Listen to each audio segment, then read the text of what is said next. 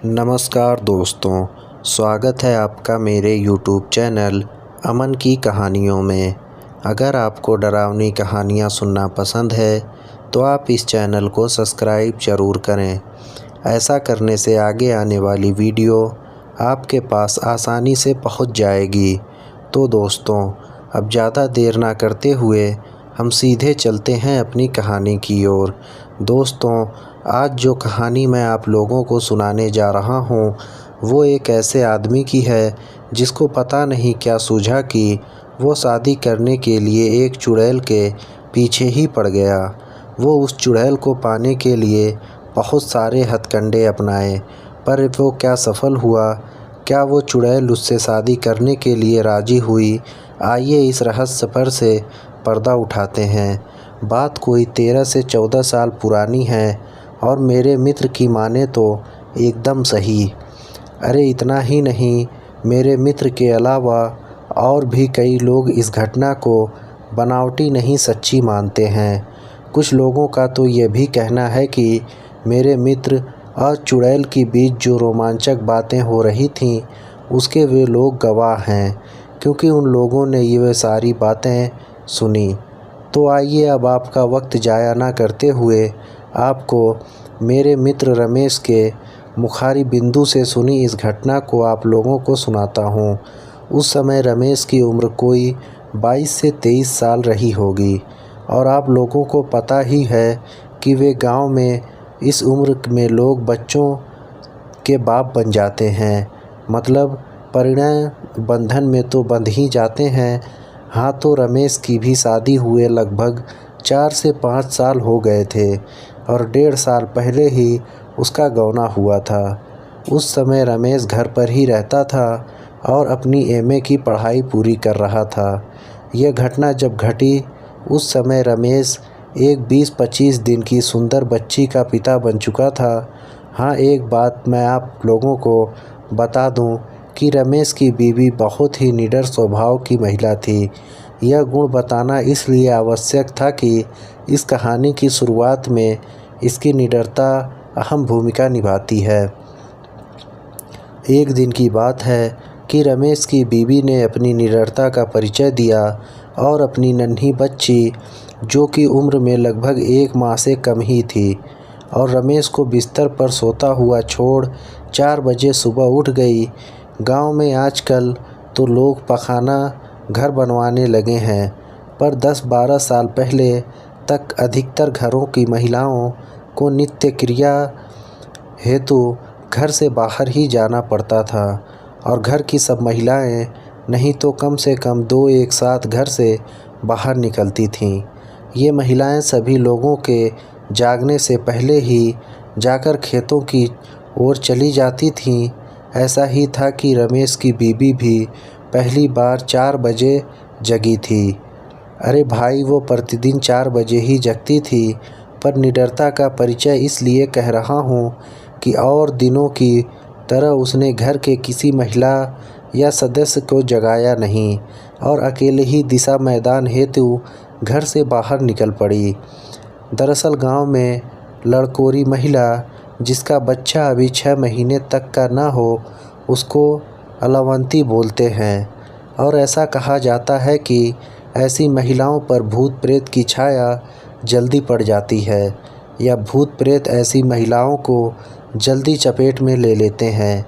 इसलिए ये अलावंती महिलाएं जिस घर में रहती हैं वहाँ आग जलाकर रखते हैं, या कुछ लोग इनके तकिए के नीचे चाकू आदि रखते हैं। खैर, रमेश की बीवी ने अपनी निडरता दिखाई और वह निडरता उस पर भारी पड़ी। वह अकेले घर से काफ़ी दूर खेत की ओर निकल पड़ी। हुआ यह कि उसी समय पंडित जी के श्रीफल पर रहने वाली चुड़ैल उधर घूम रही थी और न चाहते हुए भी उसने रमेश की बीवी पर अपना डेरा डाल दिया। हाँ, फ़र्क सिर्फ इतना था कि वह पहले दूर दूर से ही रमेश की बीवी का पीछा करती रही, पर आखिरी में उसने अपने आप को रोक नहीं पाई और ज्यों ही रमेश की बीवी घर पहुंची उस पर सवार हो गई। रमेश भी लगभग 5 बजे जगा और भैंस आदि को चारा देने के लिए घर से बाहर चला गया। जब वो घर में वापस आया तो अपनी बीवी की हरकतों में बदलाव देखा। उसने देखा कि उसकी बच्ची रो रही है, पर उसकी बीवी आराम से पलंग पर बैठकर पैर पसारे हुए कुछ गुनगुना रही है। रमेश एक बार अपनी रोती हुई बच्ची को देखा और दूसरी बार दांत निचोड़ते हुए पलंग पर बेखौफ बैठी हुई अपनी बीवी को। उसको गुस्सा आया और उसने बच्ची को अपनी गोद में उठा लिया और अपनी बीवी पर गरजा, बच्ची रो रही है और तुम्हें कान पर जूं तक नहीं रेंग रही है। अरे यह क्या! रमेश की बीवी ने तो रमेश के इस गुस्से को नज़रअंदाज कर दिया और अपने मन में ही मस्त बनी रही। रमेश का गुस्सा और बढ़े इससे पहले ही रमेश की भाभी वहां आ गई और रमेश की गोद में से बच्ची को लेते हुए उसे बाहर जाने के लिए कहा। अरे यह क्या! रमेश का गुस्सा तो अब और भी बढ़ गया। उसे समझ नहीं आ रहा था कि आज क्या हो रहा है। और जो औरत अपने से बड़े के उस घर में आती है, पलंग पर से खड़ी हो जाती थी, वही बीवी आज उसके भाभी के आने के बाद भी पलंग पर आराम से बैठी मुस्कुरा रही है। खैर रमेश तो कुछ नहीं समझा, पर उसकी भाभी को सब कुछ समझ में आ गया और वो हंसने लगी। रमेश को अपनी भाभी का हंसना मुख्य पागलपन लगा और वह अपने भाभी से बोल पड़ा, अरे आपको क्या हुआ? ये उल्टी पुल्टी हरकतें कर रही हैं और आप हैं कि हंसे जा रही है। रमेश को इतना कहते ही उसकी भाभी ने उसे मुस्कुराते हुए ज़बरदस्ती बाहर जाने के लिए कहा और यह भी कहा कि बाहर से दादी जी को बुला लीजिए। भाभी के इतना कहते ही दादाजी को बुलाई। रमेश सब समझ गया और वह बाहर न जाकर अपनी बीवी के पास ही पलंग पर बैठ गया। इतने ही देर में रमेश के घर की सभी महिलाएं वहां एकत्र हो गईं और अगल बगल के घरों की भी कुछ नर नारी। अरे भाई, गांव में इन सब बातों को फैलते देर नहीं लगती। और तो और अगर बात भूत प्रेत की हो तो और भी लोग मज़े लेकर हवाई जहाज़ की रफ़्तार से खबर फैलते हैं। हाँ, तो अब मैं आपको बता दूं कि रमेश के कमरे में लगभग 10-12 मर्द औरतें को जमावड़ा हो चुका था और रमेश ने भी सबको मना कर दिया था कि यह खबर खेतों की ओर गए दादाजी के कान तक नहीं पहुंचनी चाहिए। दरअसल वो अपने आप को लोगों की नज़रों में बहुत बुद्धिमान और निडर साबित करना चाहता था। वह तनकर अपनी बीवी के सामने बैठ गया और अपनी बीवी से कुछ जानने के लिए प्रश्न की बौछार शुरू कर दी। रमेश, कौन हो तुम? रमेश की बीवी कुछ न बोली, केवल मुस्कुरा कर रह गई। रमेश ओझाओं की तरह सिर्फ गुर्राया, मुझे ऐसा वैसा ना समझ, मैं तुमको भस्म कर दूंगा। रमेश की बीवी फिर से मुस्कुराई, पर वो इस बार थोड़ा तनकर बोली, तुम चाहते क्या हो? बहुत सारे लोगों को वहाँ पाकर रमेश थोड़ा अकड़बाजी जैसे बोला, तुम मत बोल, मेरे साथ रिस्पेक्ट से बात कर।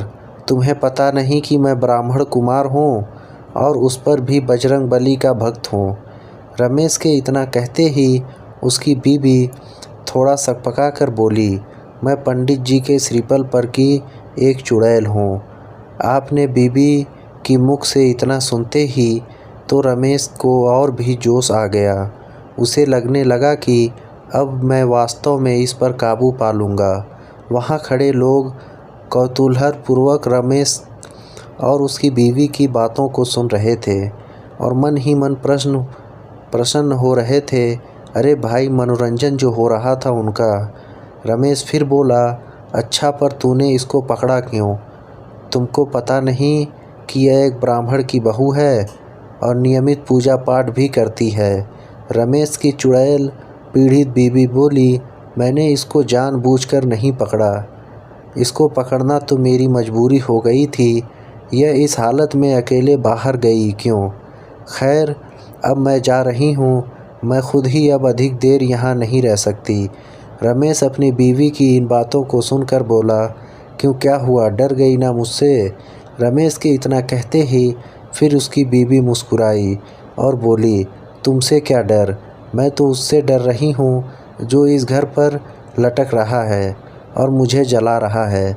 अब उसका ताप मुझे सहन नहीं हो रहा है।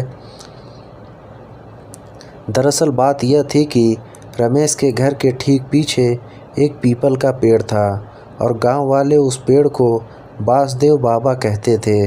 लोगों का विश्वास था कि इस पेड़ पर कोई अच्छी आत्मा रहती है और वो सबकी सहायता करती है। कभी कभी तो लोग उस पीपल के नीचे जेवनार आदि भी चढ़ाते थे। और हाँ, इस पीपल की एक डाली रमेश के घर में उसी कमरे के ऊपर लटकती रहती थी जिसमें रमेश की बीवी रहती थी। चुड़ैल अपनी बीवी की बात सुनकर रमेश हंसा और बोला, जा मत, यहीं रह जा। जैसे हमारी एक बीवी है वैसे ही तुम एक और। रमेश के इतना कहते ही वे चुड़ैल हंसी और बोली, यह संभव नहीं है, पर तुम मुझसे शादी क्यों करना चाहते हो? रमेश बोला, अरे भाई, गरीब ब्राह्मण हूँ, कुछ कमाता धमाता तो हूँ नहीं। तू रहेगी तो थोड़ा धन दौलत लाती रहेगी। रमेश के इतना कहते ही वे चुड़ैल बोली, तुम बहुत चालू है, और हाँ, यह भी सही है कि हमारे पास बहुत सारा धन है, पर उस पर हमारे लोगों का पहरा रहता है। अगर कोई इंसान वह धन लेना चाहे तो हम लोग उसका हित कर देते हैं। हाँ, और एक बात और, वह धन तुम जैसे जीवित प्राणियों के लिए नहीं है। रमेश अब थोड़ा शांत और शालीन स्वभाव में बोला, अच्छा ठीक है, तुम जरा कृपा करके एक बात बताओ, ये भूत प्रेत क्या होते हैं? क्या तुमने कभी भगवान को देखा है? आखिर तुम कौन हो? क्या पहले तुम भी इंसान ही थी? चुड़ैल भी थोड़ा शांत हुई और शांत थे वहाँ उपस्थित सभी लोग, क्योंकि सब लोग इन प्रश्नों का उत्तर जानना चाहते थे। चुड़ैल ने एक गहरी सांस भरी और कहा, आरंभ भगवान क्या हैं मुझे नहीं मालूम, पर कुछ हमारे जैसी आत्माएं भी होती हैं जिनसे हम लोग बहुत डरते हैं और उनसे दूर रहना ही पसंद करते हैं। हम लोग उनसे क्यों डरते हैं यह भी मुझे पता नहीं। वैसे हम लोग पूजा पाठ करने वाले लोगों के पास भी भटकना पसंद नहीं करते और मंत्र आदि से भी डरते हैं। रमेश फिर पूछा, खैर ये बताओ कि तुम इसको पहले क्या थी? तुम्हारा घर कहाँ था? तुम चुड़ैल कैसे बन गई? चुड़ैल ने रमेश की बातों को अनसुना करते हुए कहा, नहीं नहीं, अब मैं जा रही हूँ अब, और मैं यहाँ नहीं रुक सकती, वे आ रहे हैं। चुड़ैल के इतना कहते ही कोई तो कमरे में प्रवेश किया और रमेश को डांटा, रमेश यह सब क्या हो रहा है? क्या मजाक बना रखा है? रमेश कुछ बोले इससे पहले ही क्या देखता है कि उसकी बीवी ने साड़ी का पल्लू झट से अपने सर पर रख लिया और हड़बड़ा कर पलंग पर से उतरकर नीचे बैठ गई और धीरे धीरे मेरी बेटी कहते हुए रमेश की भाभी की गोद में से बच्ची को लेकर दूध पिलाने लगी। रमेश ने एक दृष्टि अपने दादाजी की ओर डाला और मन ही मन बुदबुदाया, आपको अभी आना था, सब खेल बिगाड़ दिया।